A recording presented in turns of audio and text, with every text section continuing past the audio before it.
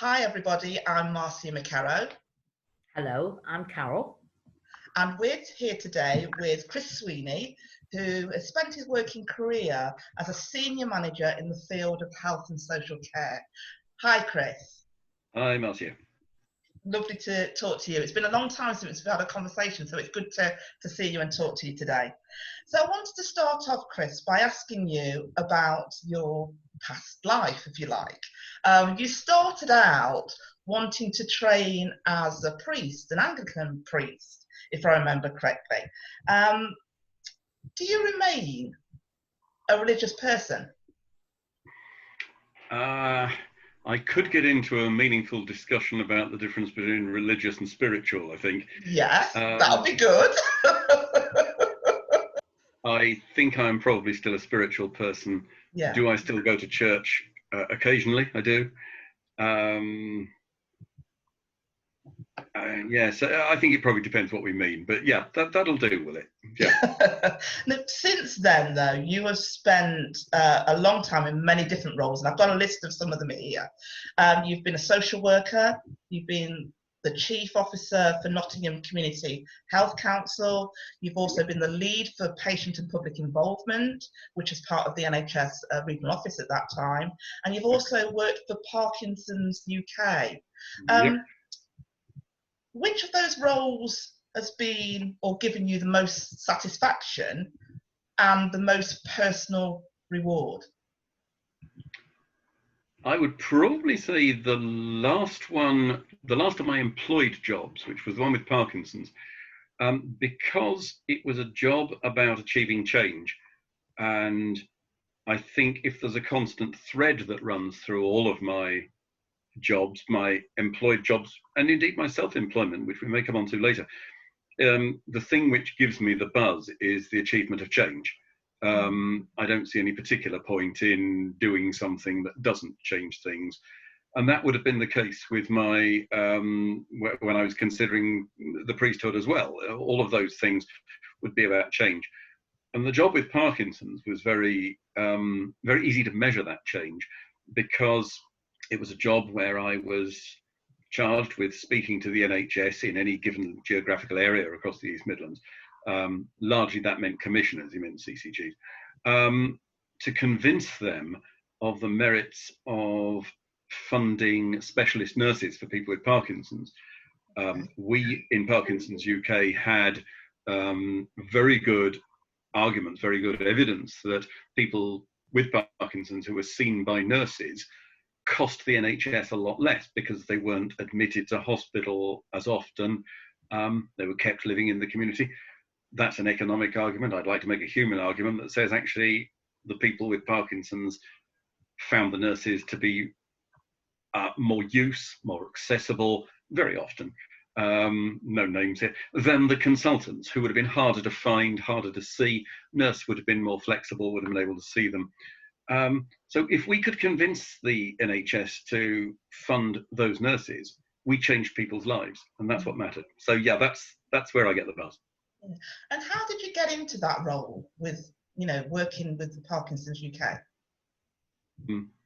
I was at the time self-employed, doing some training, and as I said, we may come back to that. And a friend of mine rang me up. She'd seen the job in The Guardian and said, "Chris, there's a job with your name written all over it." Because it was a job that required an in-depth knowledge of the systems and structures of the NHS. It needed that in an area in which I'd already lived and worked, namely the East Midlands. It required the skills to network, to meet with people, to use persuasion techniques to convince them of the merits of an argument. She thought that job had my name written on it. As I said, I went for an interview and I got the job. It was a part-time job, which suited me absolutely fine, because at that stage I was self-employed, and I liked that idea of what is known as the portfolio career, where you have an element of this, an element of that, an element of the other, you mix, you match, you balance those together, and it became a very rewarding time in my life. Now, you've talked about and you've alluded to being self-employed. So tell us a little bit about your self-employed background and what sort of things were you involved in?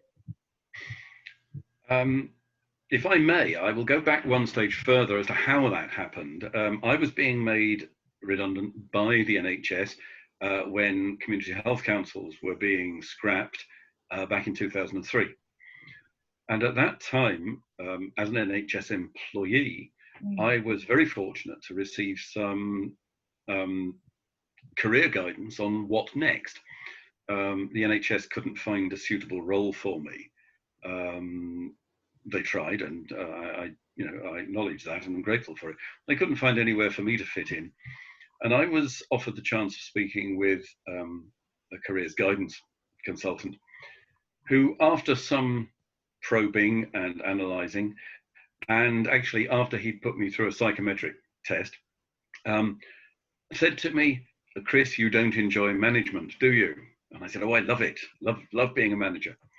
And he then teased out from me what it was about management that I enjoyed. And I said to him, the bit I really enjoyed was the people elements of management, namely the enabling people to give their best, to fulfill their potential in any given situation. He then asked me whether I enjoyed financial management, and I harumphed a bit and said, no, not really. He asked me if I enjoyed the disciplinary side of management, and I said, no, certainly not. He went through several other elements, and most of the answers were no. He thought a bit and then said, have you ever considered working for yourself? And I said, that's not possible. I'm on that step ladder of junior manager, middling manager, senior manager. I need to carry on. And indeed, that had been for some time the thrust of my life in the NHS. I'd already been singled out to take part in senior management and director level development programs. I have to say that was against my better judgment, but they put me through these. So this consultant said, no, try managing situations and manage yourself. And it was an absolute bombshell, because I didn't believe that that was a career option, because I think we get caught on an escalator very often, and the next step is laid out for you. It's the next job above you. I had never considered jumping off the escalator and moving sideways. He convinced me it was worth a try. I set myself a financial target for the first year of earning about 2/3 of the salary I'd been on, because self-employment tends to be a cheaper option in many ways, because you're not paying to drive to work, you're not paying for so many other things, and with various allowances, that sort of 2/3 of my previous salary seemed a reasonable target. And in my first year I hit it, and from there on I worked for 15 years. Yes, I think 15 years self-employed. And we kicked off with doing things like board development days all around the Nottingham area. Very interesting. I found that I worked for people that I knew. They rang me up and said, Chris, could you come and do this? There was a sexual health team in Nottingham. There was a dental team in the community trust. There were a couple of PCTs, as they were in those days, at board development. I did that for a year. Then I did a reassessment. Yes, I'd achieved my target. The second year was very interesting. I found I was working not for those people, but for people who knew those people. And I had gradually widened the circle. The first people had said, yeah, go to that guy, he's okay. So I began to work for people I didn't know, but who had referred me. Surely, if you're self-employed, that's got to be the best thing. Absolutely. I never advertised. I always got work from previous work by referral. And I did that for several years. But of course, like most people being made redundant from any organization, the bulk of the work in the end turned out to be doing much the same job as I had been doing in the successor organizations that an assortment of governments set up. So I'd worked, as you know, in a CHC, a Community Health Council. The immediate successors were patient and public involvement forums. After that came organizations called Links, and after that came the ones that are still there called Health Watch. And I took the knowledge that I'd gained in my life in the Community Health Council over a decade, and I took that out and passed that on for another decade to the successor organisations, and had a whale of a time. Loved it. Yeah. Is there a motto that you live your life by?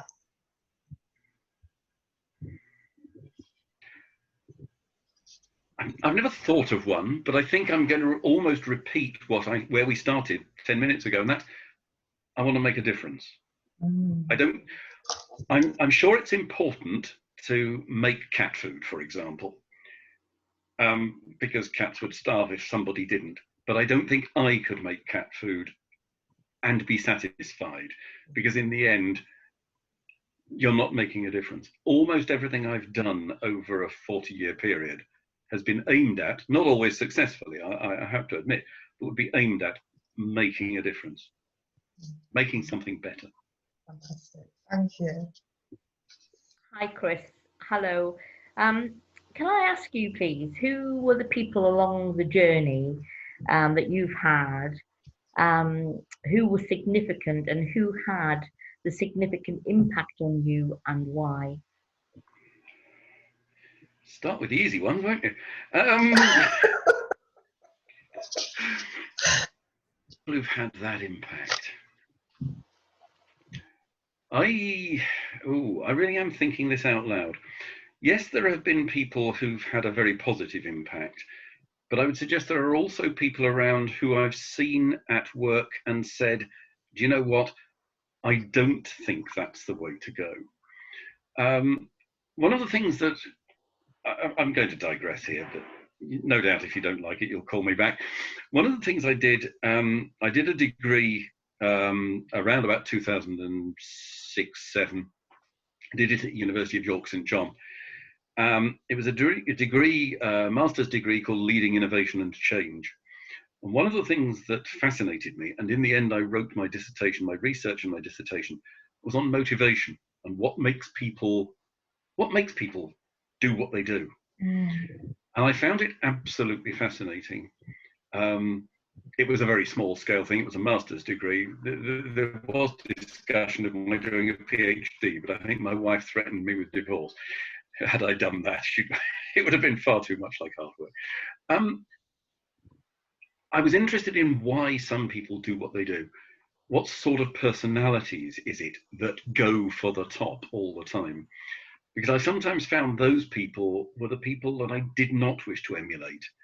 I was more interested in, as I said, making a difference, and probably making a difference at ground level, rather than heading for the top. And I don't know what it is about power, but I sometimes find that power uncomfortable to live with. So that is one of the things that I didn't aim for. What did make a difference? I think some of the best social workers that I worked with, right back at the beginning in the late 70s, early 80s, were remarkable people, and I did learn a lot from them. People who could dive into a very difficult situation and really get stuck in at the most incredible level to help people to manage their situation. And the best of them, of course, weren't those who actually sorted out the problem. The best were the ones who enabled the individual, the client, to solve their own problem if possible. And I think I learned a lot from some of those. Yeah. Wow. Great. So what have been the challenges along your journey up to date, and how have you overcome them? I like that chuckle. You're not going to get up and walk away, are you, Chris? I think one of the challenges, and I'm very honest about this, and I hope that anyone watching this will try and understand. Part of the reason I ended up working for myself and working part-time for an organization is that I'm one of those individuals who doesn't easily slot into an organization. And I couldn't have told that at the beginning. But if you look at my career, in strict chronological terms, down the timeline, I worked as a social worker for 7 years. I worked for what was the Spastic Society and now is Scope for 7 years. I worked in the Community Health Council for 7 years before taking a secondment, and I worked for Parkinson's for 7 years. to be fair, they made me redundant because of the success of the role. But that 7-year cycle had become something I became aware of. And then looking back, the challenge was, what is it about me and organizations that means after that sort of period, I want something different? Yeah. And I think one of the other things I've done when I left the NHS, I trained as a psychometric practitioner, looking at personalities, what makes people tick, and the sort of personality style that people have. Many people will have come across Myers-Briggs type indicators, the MBTI. That's a classic one, perhaps one of the best known. There are umpteen of them out there. I learned, I think, that people, maybe like me, sometimes do find it difficult being in an organization. Maybe I'm a little bit of a free spirit, maybe a little bit creative, maybe finding some organizations just a little bit stifling. Yeah. There was me going, hey, why can't we do, ooh, no, not sure you could do that. You know, that's breaking the rules a little bit. Sometimes unwritten rules, but yeah, I eventually found many organizations just a tiny bit constraining. And that was a big challenge. And learning to live with that and trying to tease out the things which were still well worth doing. Because all the organizations with whom I've worked have done good things. I'm not criticizing them for anything they've done. But actually working within those organizations was a real challenge at times for me. Very restricting, Chris. Absolutely, I understand that. So on another level, is there a book that you've recently read which has a significant influence on you, the man, Chris Sweeney? There is, he said, leaping to pick it up. This is the book. This is the book. It's an autobiography of a man called Richard Holloway.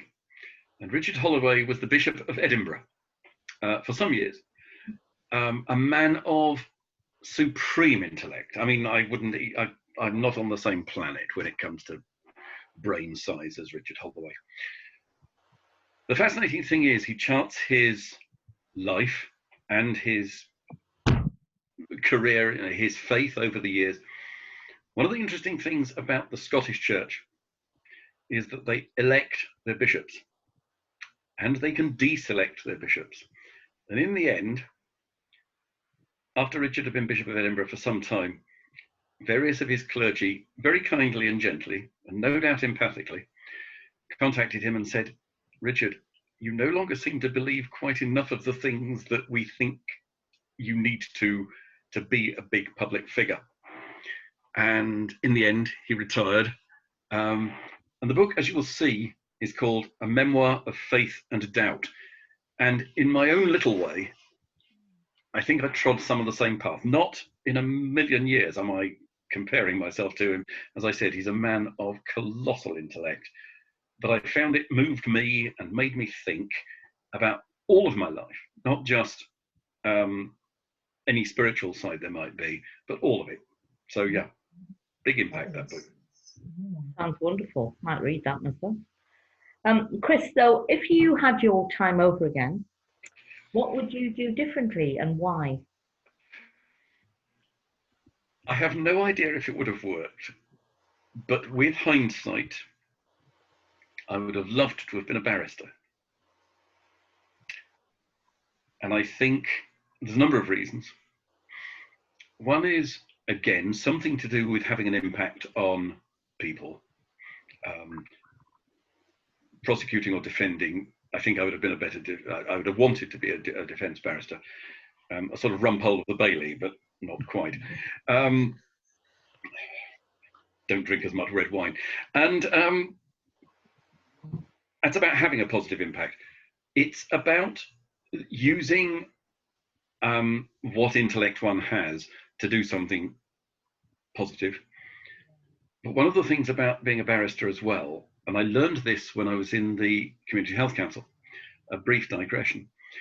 Back in those days, Community Health Council officers used to go and represent complaining members of the public who had complaints against general practitioners, against their GPs, their family doctors.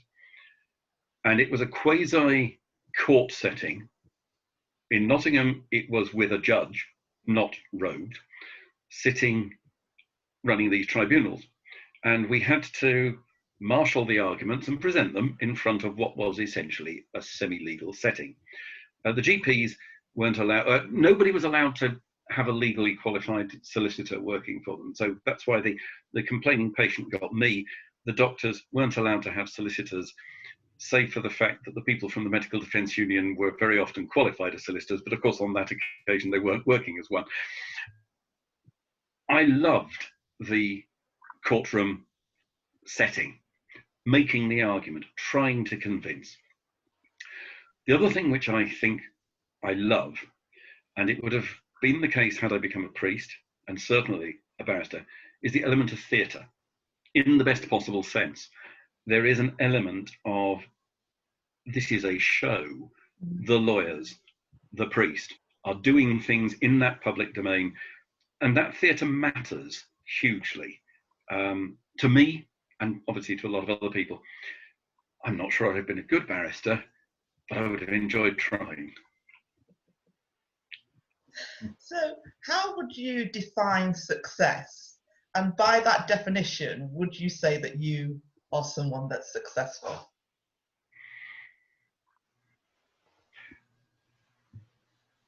I have to return to the original theme for part of that answer. Have I actually done something for someone that has improved their life in some way? That for me is success. Hopefully for more than one person. I mean, good grief. But in social work, it was very much one-to-one. If a family had an issue or an individual had an issue, one would work with them to achieve change.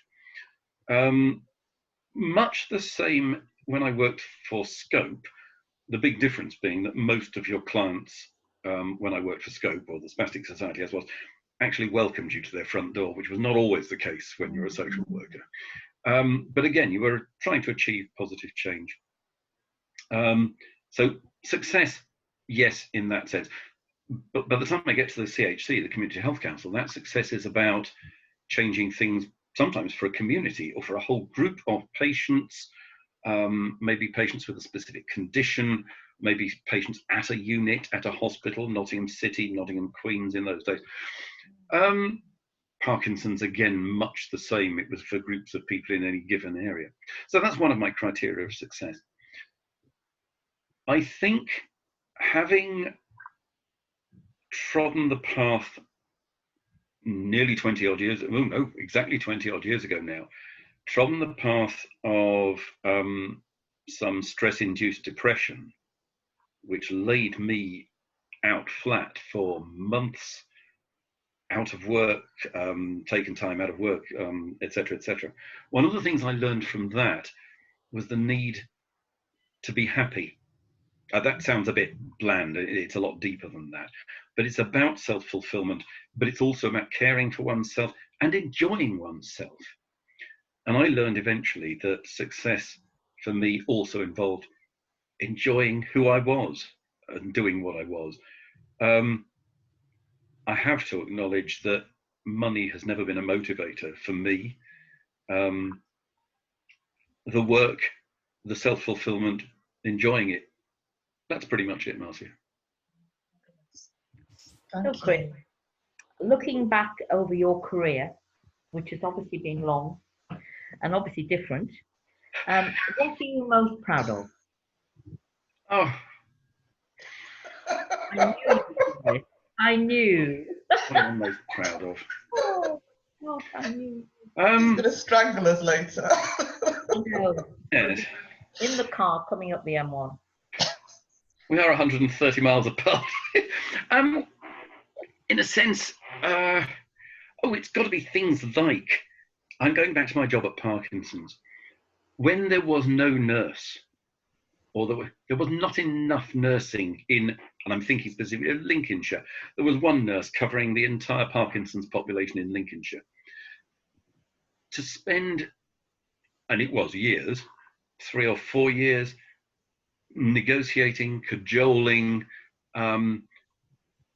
NHS commissioners, convincing them of the validity of the argument, that actually, yes, I know it's going to cost you in the short term, but you'll save in the long term. A difficult concept. I'm not being facetious.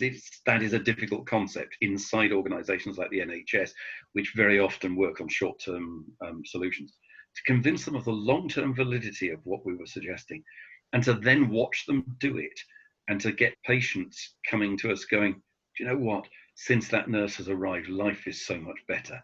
That makes you, I'm not sure pride is the right answer, but that again is where you get the buzz. Something's changed. It's good. That's wonderful. Good feeling that, Chris. Our final question to you. What does the future hold for Chris Sweeney? Oh, some years ago, I became fascinated in family history, genealogy, and I now have the time to do a lot more of that. That keeps me going intellectually, I think. The notion of research I find fascinating. It's not something I had ever done in any other field, really. Interesting that I'm very happy to research family history. When faced with some of my degree courses, I was much less happy to go and spend time in the library poring over texts. I can do this all day long. I return, I think, to that notion of enjoyment. I've got to a stage where I am very lucky. I no longer need to work, having turned a certain magic age. I sing. I get a great buzz out of singing. And since I moved down to the southwest, I've taken up bowls. And it's something that always fascinated me, and I had never, ever lifted a wood in my life till last year. And I find it absolutely fascinating. Sending a strange googly shaped ball across a piece of grass and trying to make it land where you want it is really difficult, and it's a challenge. But of course, you also meet people. You meet people in all of these settings, whether it's at a choir or a voluntary group or on a bowling green. And having moved house a year ago and having got it more or less the way we want it, begin to explore the notion of doing some voluntary work. Every community, it seems, has things that need doing. My wife is already working in a local charity shop and loving it, and I'm thinking about what voluntary activity I might undertake. So that's an idea of the future, but who knows? Who knows? Thank you so much, Chris. It's been brilliant talking to you. What we try to do at the end of the interviews is talk about the messages that we're taking away, really, a couple of messages. So if I can start, and then I'll pass on to CC for her to add in. Two things that you said to me today, or that I've heard, is about, one, using what you have to do something positive and good. So using your experience to do something that's positive and do something that's good. And the second one is about enjoying who you are. So simple, but actually how many of us forget to enjoy simply who we are and what skills and abilities that we have got. For me, they are the two things that have been really important for me out of all the stuff that you've gone through today. So thank you for that. CC, what about you? Well, I've got many things that I would like to reflect on what Christopher said, but in particular, you didn't mention the quilt. But having said that, would you like me to? We are. It's just basically around management and how you didn't enjoy that, and I know a lot of people don't, and they're always forced down that road, as I pretty much was in the early days. But ended up really, you are the creator at the end of the day, opposed to that money. That's a good point, actually, yeah. And I think that it's a little bit like myself, that I really am the creator more than the manager. And I think really what Marcia's just said is so very, very true. It's enjoy who you are. And I think, Chris, that's exactly what you're doing now with Sue. And I think that your life now, you've been reflective today and thinking about all the things you have done, but now it's you then looking after you now. So that's really good news, and I'm pleased to hear that. But I've enjoyed, obviously, the chat today. It's been immensely interesting. I've learned one or two things as well. So thank you so much. Well, thank you, Carol. And thank you, Marcia.